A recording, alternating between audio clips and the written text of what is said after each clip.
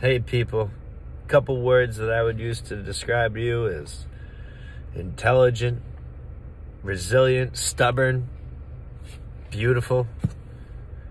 Ah, man, y'all are awesome. With that being said, let's forget about all that. I just wanted to use this opportunity over the weekend to explain to y'all how this happened.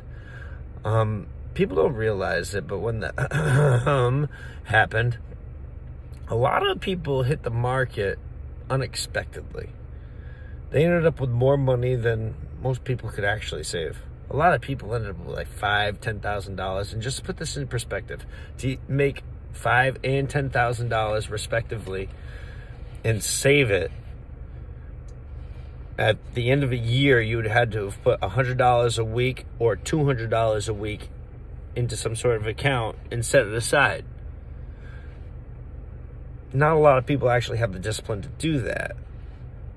Now, when the thing happened, people ended up with this money and they decided to throw it into the stock market, and they realized that there was an opportunity there to make some money. And there was a lot of new money in the market. And they capitalized on an opportunity at a time of one of the biggest crashes in the history of the United States. Certainly the biggest one since 2008. So when all this fresh money hit the market, the stimulus money wasn't by design, at least I don't think so, to help the market, the stock market that is. I think it was more by design to stimulate the economy by getting people to spend money outside in actual retail, not retail investing. Now, the presumption was made that we weren't smart people with our money. And for some that's true, but for some that's not true.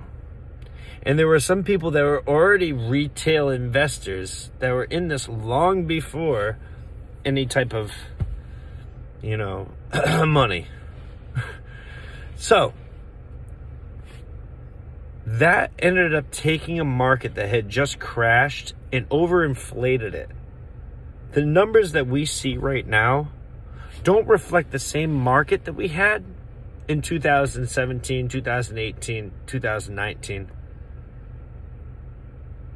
And for the most part, the beginning half of 2020. When the crash happened, the economy slowed down.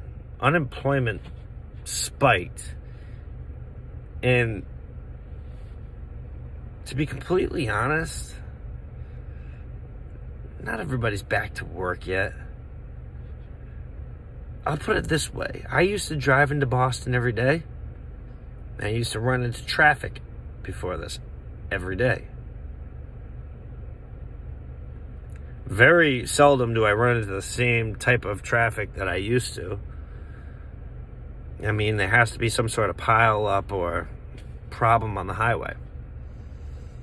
So I know the economy is just not as good. You used to be able to see the cranes all over Boston and the skyline as you're pulling into the city. And now there's less. My grandfather used to tell me as a kid, keep an eye on them. And depending on how many there are, will be a reflection of how well the economy is doing. So you know what market you're working in. That's not the case right now. So what that suggests to me is the market that we're looking at with the Dow Jones as high as it is, the NASDAQ as high as it is, granted that's a little bit techie, but I mean, the industrial average as good as it is.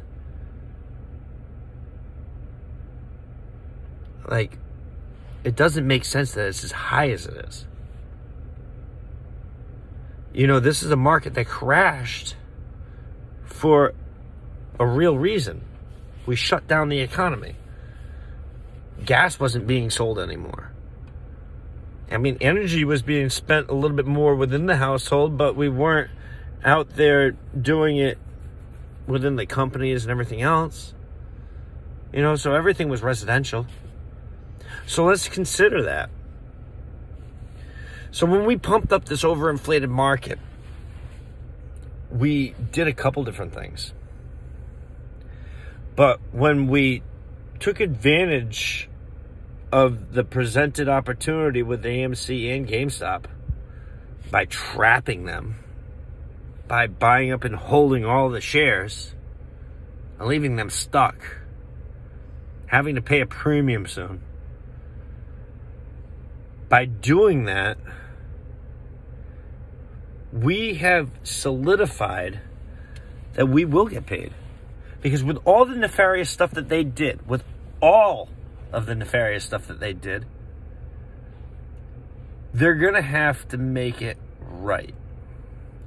Because at this point, we are what overinflated the stock market. If we all get screwed collectively, how likely are we to put our money back into it? So please, let's consider these things before we go and,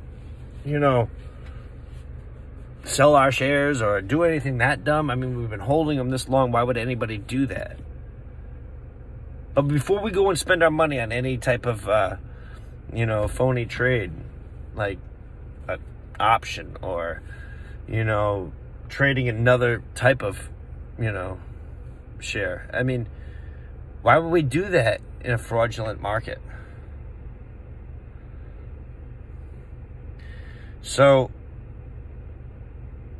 everything that's looking ahead, I mean, we have this overinflated market. We're getting screwed. We're the reason the market's overinflated. There's no reason to think that they're not going to take care of us. Because if we leave the market, that's going to trigger another crash immediately. So we're going to get paid. We're going to get paid handsomely. And that's not theory. Like, the structure of the United States depends on that. This isn't financial advice. I don't want to get blocked. This is a pretty good video. I like and hope that you understood some of my sentiment. But I wish you traders the best of luck all the time. And I want you to know that we are in a great position to make some money. All right, guys. Later. My boy's here. I'm going to drive into Boston, give him a ride, and get going for the night. Later, guys.